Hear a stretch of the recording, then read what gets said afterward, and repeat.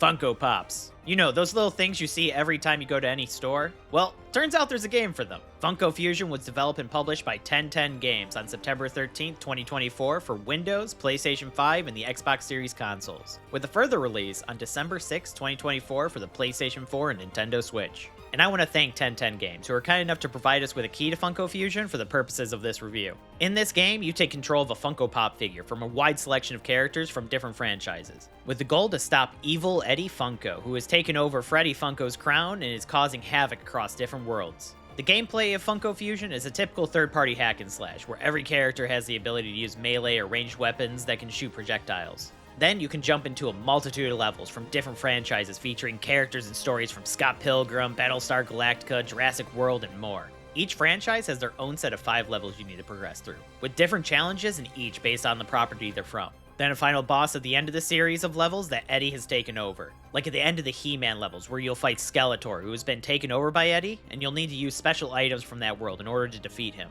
The game features a lot of different collectibles and secrets, including bonus stages that can be unlocked by performing certain tasks in a level, typically requiring an item or ability from other franchises to reach them. And there's quite a few franchises available here, with different characters from each. And some hidden characters you can unlock, like Chucky from the classic horror series. And there's even more characters from all the DLC and additional content you can get, which is all available in the deluxe edition of the game. Right off the bat, I will say this about the game in my experience. The levels and worlds all do feel unique and stylized to the different franchises they're from. Seeing a Hot Fuzz level where I can explore the city and go around solving the different murder cases I remember from the movie is fun. And there's a lot of small details in this game that I love to see. Like the explosions in the He-Man levels are these old style animation bubbly smoke that are 2D and colored very simply. And if you jump off a cliff, your toy body gets smashed and you become a walking head and have to pop yourself back into place. As well as when you get hit by fire, the plastic of your head will melt and you'll walk around as a partial skeleton. Then there's the silly cutscenes, with honestly some pretty funny moments that end cap the levels and worlds that you can explore.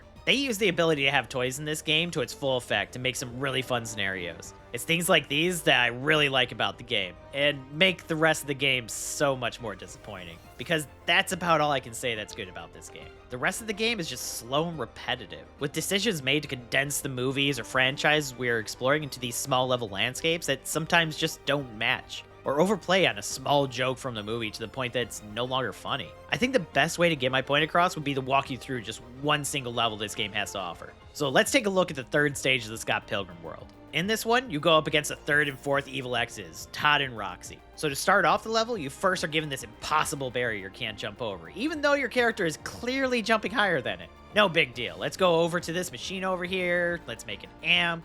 Okay, now let's walk that all the way to this breakable glass here. Place that down, then shoot it to activate it, and awesome, we're now through the door and can go inside. Oh, what's this? It's another barrier of breakable glass with the same exact solution on the other side. Sure, okay, let's just do that again, I guess. Because why do something once when you can do it twice?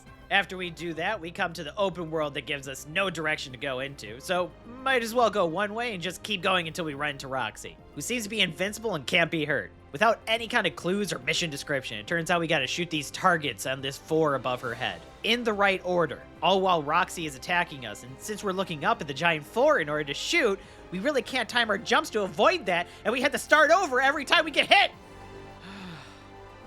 But after managing to somehow get all the targets while dodging the attacks, we can now fight her. And during this mini-boss fight, what she does is this little spinny attack with flames behind her, and it keeps going until she runs into something, which allows us to attack her for a short period of time. You need to hit her until she reaches 100% damage, and then... What's going on? What am I supposed to do now? There's a circle here. What am I missing? I'm in the circle. I'm looking around the circle. She isn't taking damage. What am I doing wrong here? Okay, so her staggered state drops back down to 0, and she resumes her attacks. Sure, okay. I guess we'll just stagger her again and see if I can solve what I'm supposed to do. Okay, we got her staggered again, and the game glitched and she is supposed to walk to the circle. This way, you can shoot the disco ball above her head and make it crash down on her. Once that's done, you get to do the whole process over again until she's under the second disco ball. Because why do it once when you can do it twice? So that's all done, and now she goes into this other room here. But uh-oh, now we need a key. Where can it be? Oh, for that we need to leave this area and go all the way to the other side of the map to find Todd. Here, we need to start a conversation with him, and he uses his vegan powers to prevent you from getting close to him. So how do you solve that? Well, we just gotta run all the way over here, build up one of those amps from before, and slowly walk your way back over to Todd so you can place it in front of him, activate to throw him off, and now we can fight him. And how does that fight with Todd go? Oh, we just use that amp again to knock him back into these buckets of chicken. Because remember in the movie when he said chicken isn't vegan? So it just makes sense that he would just eat chicken laying around an empty theater hall, right? So you may be asking, what's the next step to defeating Todd? Well, you see, it's very complicated. What you need to do is you take the amp you had before, place it in front of Todd, and do the whole thing again. Because why do something once when you can do it twice? This is a theme of the game, by the way, if you can't tell. And then when you finally defeat Todd, he drops a coin. But Brad, I hear you saying, you need a key, not a coin. Oh, sweet summer child. How I still wish I had the hope in the world that you do. See, you take this coin and walk it over to this machine here, and then you get the key. But why doesn't it just give you the key? Why does it make you walk this coin from the end boss fight right here in this room all the way to the machine in the same room so you can input the coin and then get the key that way? Well, that's because the game hates you and wants to add 15 additional steps to every simple task. That's why. So now that that's done, we can go all the way back to Roxy and open the door. And now we can finally defeat her, go to the crown, and the level's done. Wasn't that fun? You had fun, right? Please say yes. Please, for the love of anything in this world, say yes. Because every level of this game is this exact way. But Brad, I hear you say again, do you have another long convoluted explanation of a terrible level design? Oh, a little whippersnapper you, of course I do. And I can't wait to show you the level that solidified how I feel about this game. Welcome to Jurassic World. Well, the third level of the Jurassic World. This level starts pretty simple, like every other level. First, we need to open this door, then we need to shoot the locks off this door and fight some enemies that are behind it. By the way, small side note, speaking of smaller details earlier in the levels that give me a little bit of enjoyment from this game, the fact all the dinosaurs just fall asleep after defeating them does give me a little chuckle. Anyway, back to my nightmare. So after you come across this fire blocking your way, you come to the realization that you're going to need 2 different handles in order to activate the sprinkler system to bring that fire down. In order to do that, you need to get past this door. Easy, right? Just take this battery sitting here and pop it into the door. Nope. Why would you think it was that easy? We need to add as many additional steps to the process as possible. So take that battery, pop it in this battery charger, then wait. Because why would you want it to be instant when you can waste more time? Anyway, now put that battery back in the door so we can continue our adventure.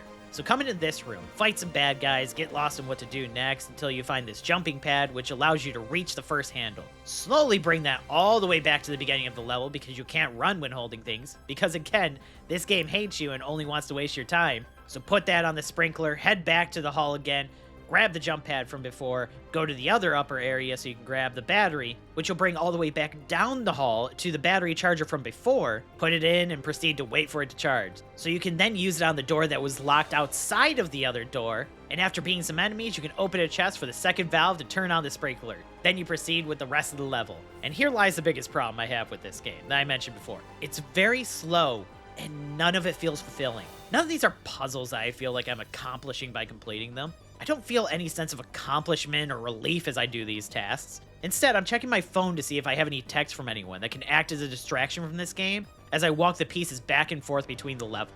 Nearly every world and every level of this game has this problem, where it reminds me of those movie tie-in games we used to get back in the 90s and early 2000s that barely has anything to do with the original movie, and is only there as a distraction for kids. Except here, Funko Fusion can't even be given that excuse, as this game clearly is not for kids. I was almost ready to give it a pass up until I got to the Hot Fuzz world, and while playing that, they actually have the same gruesome deaths from the movie on display here, albeit in Funkopop form, which, I'll admit, is kind of funny. But it is in no way meant for kids. So it means this has to be aimed at teenagers, but even then, most teenagers probably don't know half the franchises on display in this game, or would even be interested in a game featuring them. So it has to be aimed at adults who would know these franchises and be fans of these movies and shows. The same people mostly buying Funko Pops. Except the game is so boring, slow, and repetitive, I find it hard to believe that most people who would buy this game would like it enough to stick around past the first single world. I know I wish I could have stopped playing it after the first 20 minutes. So with all that in mind, I give Funko Fusion a very, very generous 1 out of 5. When I first heard of Funko Fusion, how they were bringing their power of licensing from multiple franchises to a single game, I honestly got excited. Then I saw the list of franchises they were bringing to the game, and I'm a big fan of most of them. Scott Pilgrim vs. the World? Absolutely, sign me up. The upcoming Scott Pilgrim X is one of my most look forward to games in 2026. The classic He-Man? Give it to me right now. I love that cartoon as a kid, and I feel like that franchise should have some really good games. Hot Fuzz? I don't even know what a Hot Fuzz game would look like, but I know I want it, and I want it right now. But Funko Fusion feels like some monkey's paw wish I don't remember making, where they had all the pieces in the right puzzle here, but failed to get them in the right places at all. The sad thing is, I can tell there was some love for these franchises in here, with the small references and ways they implemented the story. But they stand out more as a reminder of what could have been with this game if they had just remembered to make the rest of it actually fun. This game came out a little over a year ago. It's always been something I meant to check out, and I'm kind of glad I finally did, but this game is not for me at all. I don't even know who this game would really be for in the long run. I'm sure there's someone out there that would enjoy this game, and if that's you, I'm happy for you. But for anyone that's actually looking to have fun in their video games, maybe put your money elsewhere. But those are my thoughts on Funko Fusion. I'm curious to know what you all think of the game. If you played it, do you agree with me? Or did you have an entirely different experience? Let us know in the comments. If you like this review and want to see more, click that like button and don't forget to subscribe. If you have suggestions for other games you think we should play, let us know as well. Until next time, this has been Brad with the Bickering Nerds. I think I need to go watch Hot Fuzz so I can remind myself it's still a good movie.